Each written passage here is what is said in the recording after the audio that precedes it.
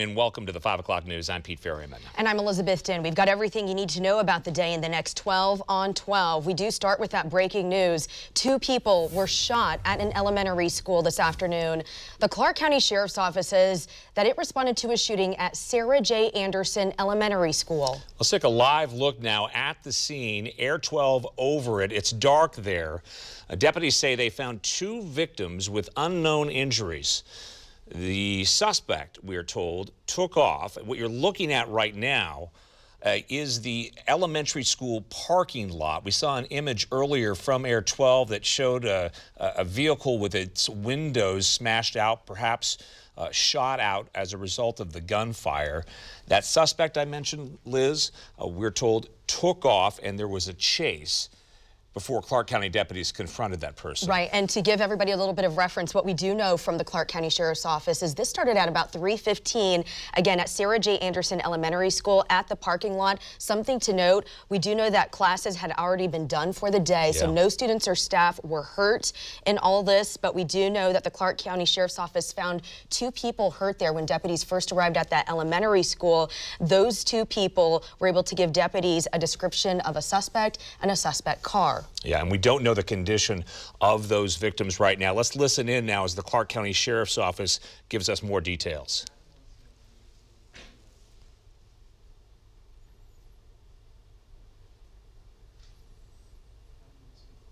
All right, obviously we're having some difficulty with the audio. Here it is. Let's listen. He shot himself in the head.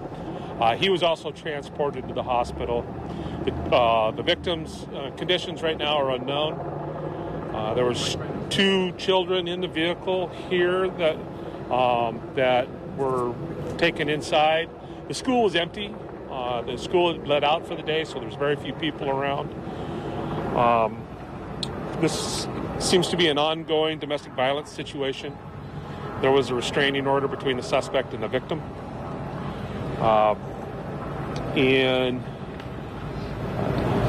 Do you have approximate ages for the victims? I do not. Okay. Adults? Adults, yes. Both adults? Both adults. Okay. All 3 victims are adults. Or suspected 2 victims. Their conditions are unknown. Do you know how the suspect acquired the firearm? I do not. So Clark County Major Crimes is investigating, and that is stuff that will all come out of the investigation. We're still pretty early in the investigation right now. As far as the people who you got information from when you got here, who were they? Were they witnesses? Were they in the parking lot? Most of them were either in the school or in the parking lot, witnesses here. Also, one of the victims in the vehicle was able to give information. The 2 children, yes. Were they children of the... I don't know. I believe they are, but I don't know the specific relationship, whether they're blood relatives or however. Was this a man and wife situation, boyfriend, girlfriend? It's a domestic situation. Do you know how long the domestic situation is? Like, when was the restraining order put out? That I don't know. Again, it's early in the investigation. When you say he was challenging your deputies, can you kind of describe? Deputies challenged him, stop, that sort of stuff, and that's when he put the gun to his head. That's my understanding at this time. Was there ever a threat with the suspect towards your officers at all? Not that I know of. Not that it's been relayed to me at this time. Sergeant Waddell, yes. Are you confirming it was a mother and a grandmother involved? I don't know their specific relationship, but they both were in the same vehicle. And forgive me if you already addressed this, but the medical conditions of the victims right now? Unknown. Okay. We heard that the suspected shooter just got out of jail a couple of days ago. Is that true? That could be, yes.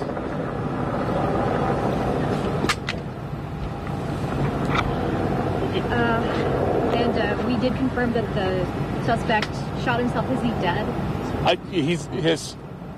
It's unknown specifically on his status right now. I know he was transported to the hospital. And both of the 2 who were shot here were transported as well? Yes. And children are?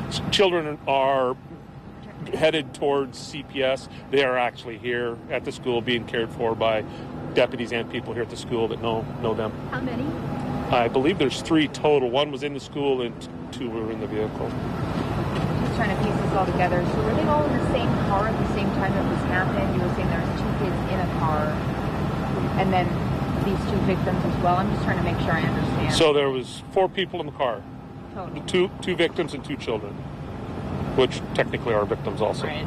And your deputies got the call at 3:20. Yeah, I think the call came in at 3:20 or 3:21. Okay, and they found him.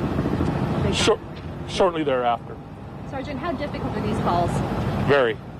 Takes a toll on, not only the families that are involved, but also the school, the people that found him, people that witnessed, and the deputies involved.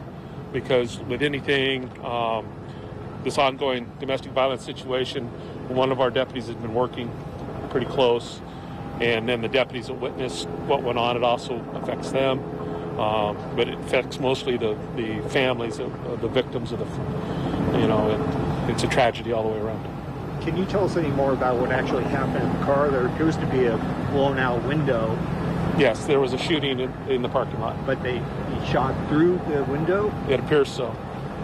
Any idea how many shots were fired? Again, that's part of the investigation, and that's ongoing at this time. Do you know if there's any surveillance video that might help your investigation? I don't know that. I know the detectives are looking that up and seeing each school has different places for surveillance and that sort of stuff. I don't know whether it comes that far out into the parking lot. It went on lockdown. The school went on lockdown. Yes, the remaining people here, it did go on lockdown. But there was quite the deputy response, of course.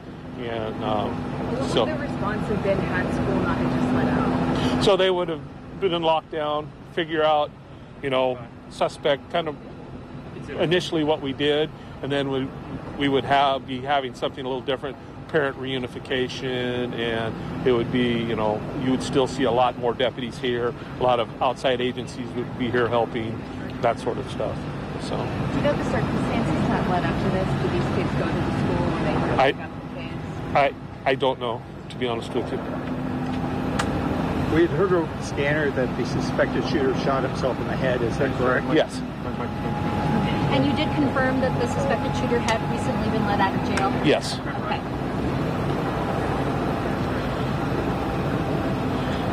Was he in jail Not now.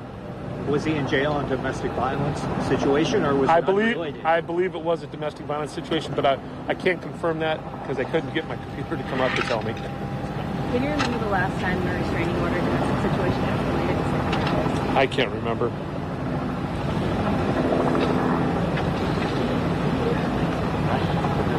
All right, this is probably going to be the last one tonight. Okay. I'll try to get something, or somebody will try to get something out tomorrow, early morning, 10-ish.